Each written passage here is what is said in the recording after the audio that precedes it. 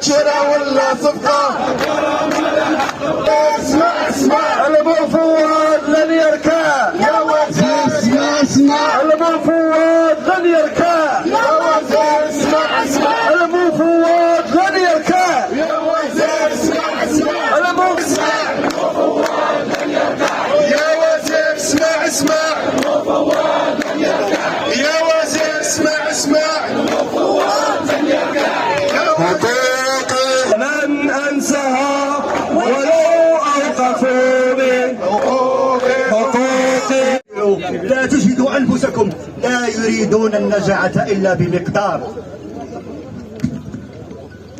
الحكومة مشات وجات والحالة هي عيتونا بالترقيعات، حنا هما ضحية. الحكومة مشات هي عيتونا بالترقيعات، حنا هما الضحية. الحكومة مشات عيتونا بالترقيعات، حنا هما الضحية. الحكومة مشات وجات والحالة هي عيتونا بالترقيعات، حنا هما الضحية.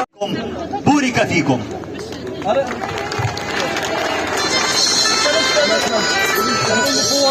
حق بهم لكون أولادكم،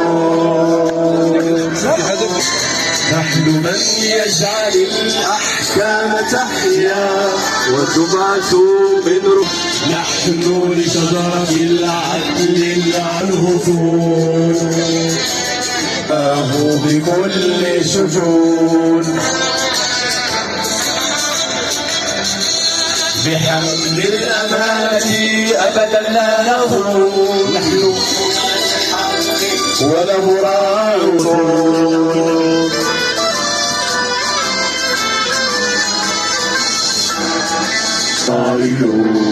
نحن حيث العقل نكون، نحن من يصيح الحق به كل شيء نكون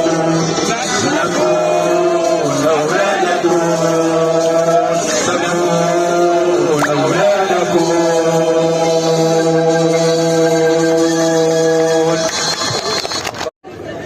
نحن هنا اليوم أمام وزارة العدل نعبر عن استيائنا من وضعنا المهني، ونقول بصوت واحد: لا للتحجير، لا للتقسيم، لا للتقسيم.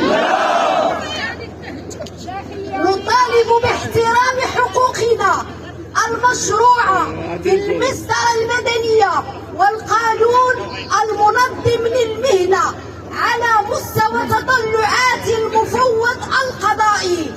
فبدون النسوة تحية للمرأة المفوضة القضائية، تحية لغالية مفوضة قضائية، تحية لغالية مفوضة قضائية، تحية لغالية مفوضة قضائية، تحية لغالية مفوضة قضائية. نستنكر قرار العدل وزارة العدل الانفرادي، ونؤكد أن هذه الوقفة ستكون فاضحة أو بداية للبرنامج النضالي التصعيدي لإسقاط مسودة العار. فكيف يعقل أن تحجر مهنة تبلغ قرارات وتنفذ أحكام باسم جلالة الملك؟ تحية نضالية للقائد السياسي جلالة الملك، جلالة الملك، عاش الملك، عاش الملك، عاش الملك. وشكرا لكم. السلام عليكم. أستاذة فوزية الفيلي، رئيسة المجلس الجهوي للمفوضين القضائيين بكناس الرشيدية. تحية نضالية لكل زميلة وزميل حضر من جميع جهات المملكة للتعبير على هذا اليوم أمام وزارة العدل عن استيائنا من وضعنا المهني، ونقول بصوت واحد: لا للتحجير، لا للتقزيم. ونطالب باحترام باحترام حقوقنا المشروعة في قانون المسطرة المدنية وقانون المنظم للمهنة على مستوى تطلعات المفوض القضائي. كبنون النسوة حاضرة أنا كرئيسة وكمفوضة قضائية نستنكر قرار وزارة العدل الانفرادي في قانون مشروع المهنة المنظم